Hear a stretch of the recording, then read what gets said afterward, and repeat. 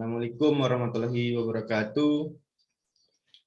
Kami dari kelompok pelajaran hukum pidana Islam akan memaparkan judul makalah kami itu tindak pidana zina dalam perspektif fikih Islam, yang disusun oleh nama-nama kelompoknya yaitu Rahman Isdianto sebagai ketua, yaitu anggota yang lain Irgi Riandika, Ahmad Riyadi, Panji Febri Saputra, dan saya sendiri Muhammad Andi Rizki. Baiklah, untuk apa-apa saja yang mau dibahas itu adalah pengertian zina menurut hukum adat, menurut konsep Islam, menurut KBBI, dan menurut KUHP. Ya, yang mau dibahas pertama yaitu adalah tindak pidana zina dalam perspektif fikih, yang akan dibahas oleh saya sendiri Muhammad Andi Rizki. Zina menurut Iman Al-Jurjani dalam kitab Al-Ta'rifat adalah memasukkan, ya, maaf kata itu, zakar ke dalam vagina yang bukan miliknya atau bukan istrinya, dan tidak ada unsur syubhat atau keserupaan atau kekeliruan. Jadi ini tentang keharaman perbuatan zina dan semua hal yang dapat mengakibatkan seorang pada perbuatan zina yang ditegaskan oleh Allah dalam Al-Quran, yang artinya, dan janganlah kamu mendekati zina, sesungguhnya zina itu adalah suatu perbuatan yang keji dan suatu jalan yang buruk. Quran Surah Al-Isra ayat 17, surat ke-32.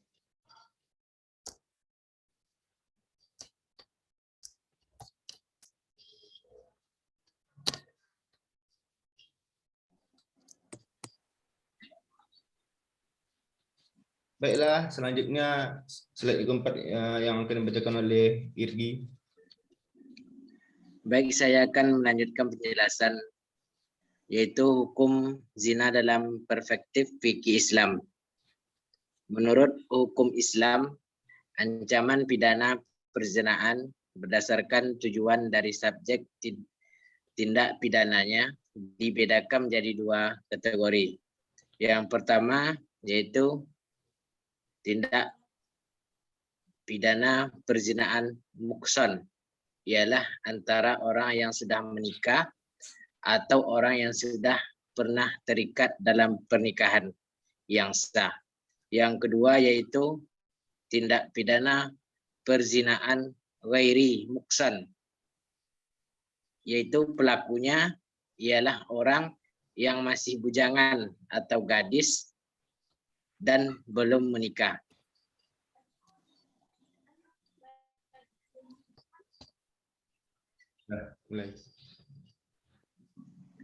Dalam hukum Islam, semua pelaku zina, baik pria maupun wanita yang tergolong mukson atau ghairu mukson, dapat dikenakan sanksi hukuman.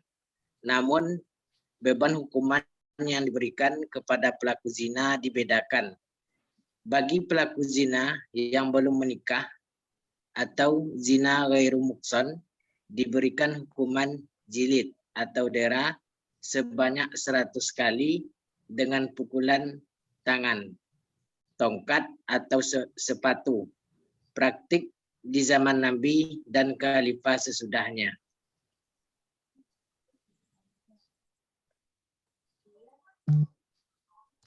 Ahmad Riyadi dah join dulu. Baiklah, hukum zina dalam perspektif fikih Islam.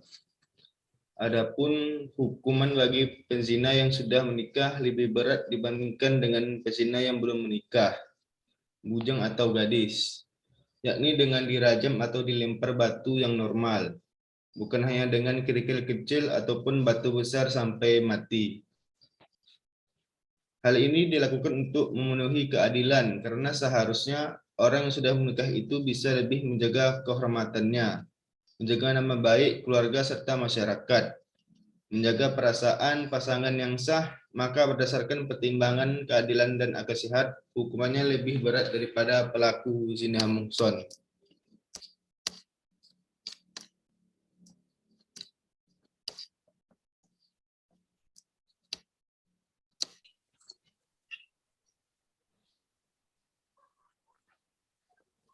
Baiklah, selanjutnya eksistensi fikih dalam penerapan hukum zina. Di Indonesia, posisi hukum Islam hanya menempatkan diri pada beberapa persoalan yang dapat diatur lewat peradilan agama, yaitu beberapa persoalan yang menyangkut hubungan keluarga dan beberapa hal yang berhubungan dengan persoalan waris. Negara kita bukanlah negara Islam dalam pengertian ideologis yang menetapkan syariat Islam sebagai konstitusi negara.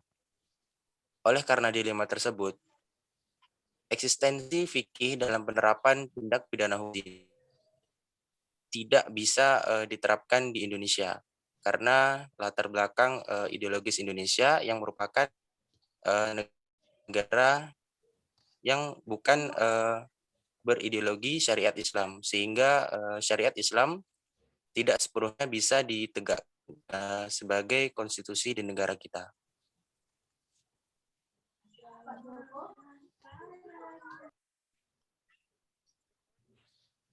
Di depan yang slide kita lihat tersebut telah dikemukakan bahwa hukuman terhadap perilaku perzinaan terdapat 3 formulasi, yaitu DERA. Yang pertama yaitu DERA. DERA yaitu hukuman cambuk. Dalam bentuk DERA ini tampak memang amat keras, tetapi dengan adanya hukuman yang keras itu terdapat jaminan bahwa seseorang akan merasa enggan untuk melakukan perzinaan. Bagi seseorang yang telah dikenakan hukuman, ia akan menyadari kekeliruannya sehingga tidak akan mengulangi berzina lagi dan kembali ke jalan yang benar. Yang kedua itu rajam. Rajam dan pengasingan itu yaitu adalah hukuman mati dengan cara dilempari batu atau sejenisnya sampai mati. Format hukum ini masing-masing dibangun dan berangkat dari penafsiran atau dalam istilah fikih istinbat. Sumber hukum Islam yaitu Al-Quran dan Al-Hadis. Model hukuman DERA dan rajam ini adalah bentuk hukuman fisik yang pada saat sekarang ini merupakan hukuman yang sangat mengerikan. Eksistensi fikih dalam penerapan hukum zina di Indonesia ini saya melihat masih sangat lemah karena di Indonesia terdapat banyak kemajemukan dalam agama sehingga diterapkan hukum fikih mengenai zina.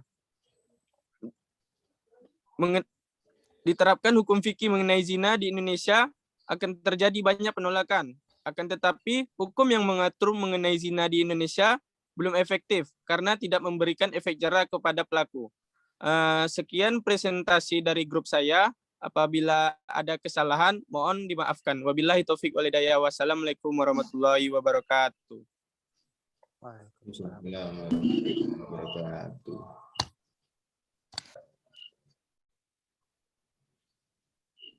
Pengertian zina dalam beberapa perspektif. Yang pertama adalah menurut hukum adat. Menurut hukum adat, zina adalah merupakan delik yang terutama melanggar kehormatan golongan kerabat dan melanggar kepentingan hukum seseorang selaku suami. Kemudian yang kedua adalah menurut konsep Islam. Zina adalah setiap hubungan kelamin di luar nikah dan mengancamnya dengan hukuman, baik pelaku sudah kawin ataupun belum kawin, dilakukan dengan suka sama suka ataupun tidak sama suka. Kemudian yang ketiga adalah menurut Kamus Besar Bahasa Indonesia. Yang dimaksud dengan zina adalah perbuatan bersenggama antara laki-laki dan perempuan yang tidak terikat oleh hubungan perkawinan. Yang kedua, perbuatan bersenggama seseorang laki-laki yang terikat perkawinan dengan seorang perempuan yang bukan istrinya, atau seorang perempuan yang terikat perkawinan dengan seorang laki-laki yang bukan suaminya. Kemudian yang terakhir itu menurut Kitab Undang-Undang Hukum Pidana yang terdapat dalam pasal 284 KUHP. Ketentuan zina yang diatur dalam pasal 284 ayat 1, angka 1E, huruf E dan B KUHP adalah bahwa dewasa ini hanya pria atau wanita yang telah menikah sajalah yang dapat melakukan zina. Sedangkan pria atau wanita yang tidak menikah itu menurut rumusan ketentuan pidana yang diatur dalam pasal 284 ayat 1 angka 2E huruf A dan B KUHP itu hanya dipandang sebagai orang-orang yang turut melakukan zina yang dilakukan oleh orang-orang yang telah menikah.